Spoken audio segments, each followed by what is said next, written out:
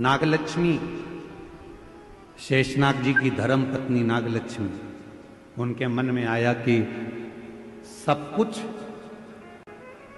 असुरों ने आक्रमण कर कर ले लिया, घबराना नहीं। नागलक्ष्मी ने देवताओं से कहा कि तुम भी मत घबराओ, नागलक्ष्मी ने नागों से कहा तुम मत घबराओ, नागलक्ष्मी ने अप्सराओं से कहा कि तुम मत घबराओ, नागलक्ष्मी ने गंधर्वों से कह दिया कि मत घबराना, और नागलक्ष्मी ने पृथ्वी पर मनुष्य से कह दिया कि तुम्हें घबराने की जरूरत नहीं है, तुम एक काम करो, शिव की आराधना करो, शंकर की साधना। जो कोई नहीं दे सकता वो शिव दे सकता, जो कोई नहीं कर सकता वो शिव कर सकता। तुम्हारी जिंदगी का कितना भी कोई अड़चन वाला काम है, कितना भी अड़चन डला हुआ काम है, कितनी भी अड़चन आ रही हो उसमें, कितनी भी अड़चन, कितना भी अड़चन का काम क्यों ना हो, 5 दिन है तुम्हारे पास में, धनतेरस, रूप चौदस, दीपावली, पड़वा और दूज। क्यों हमारे सनातन धर्म में, क्यों हमारे हिंदू धर्म में दीपावली की इतनी महत्वता होती है, क्यों होती है?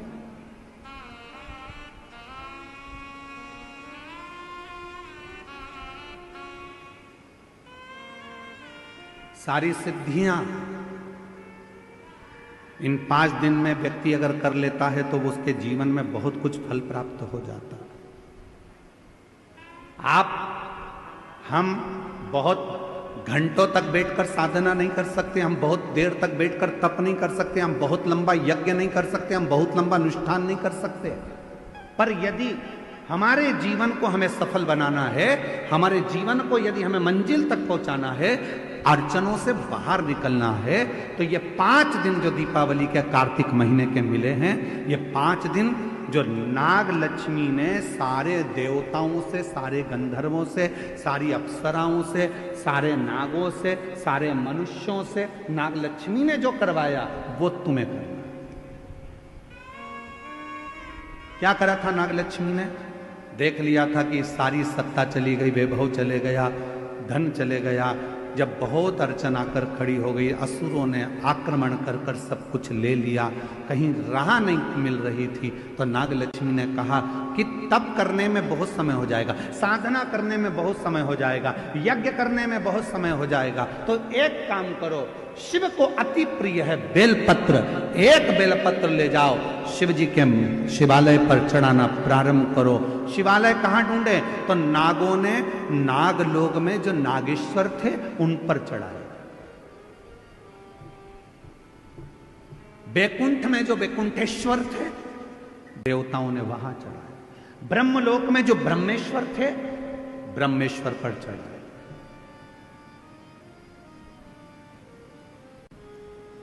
गंधर्व लोक में जो थे गंधर्वों के लिए वहां चढ़ा। सबने भगवान शिव की आराधना करना प्रारंभ किया, और क्या आराधना करी उन्होंने?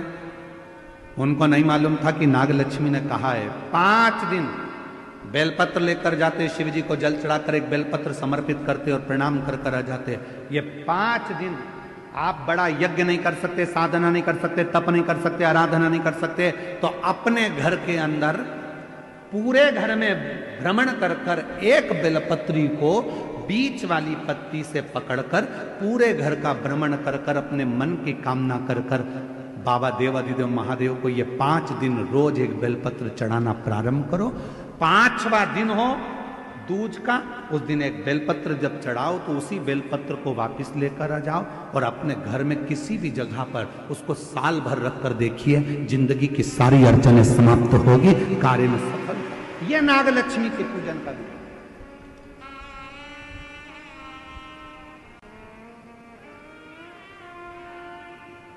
सारी समस्या का हल एक लोटा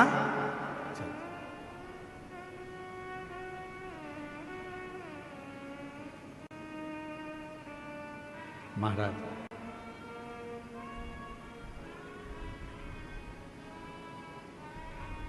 नागलक्ष्मी ने सबसे कहा कि साधना करो, भगवान शिव को रिझाओ। सब लग गए रिझाने में, कोई तप कर रहा है, कोई साधना कर रहा है, कोई यज्ञ कर रहा है, कोई अनुष्ठान कर रहा है, पर देवता भगवान शंकर राजी नहीं होते। भगवान शंकर तो बड़े निर्मल, भोले, सहज, ये सबसे दूर हैं। शिवजी तो कहते हैं मेरे को पाना है तो तुझे मेरे जैसा होना पड़ेगा। मैं भोला, तू भोला।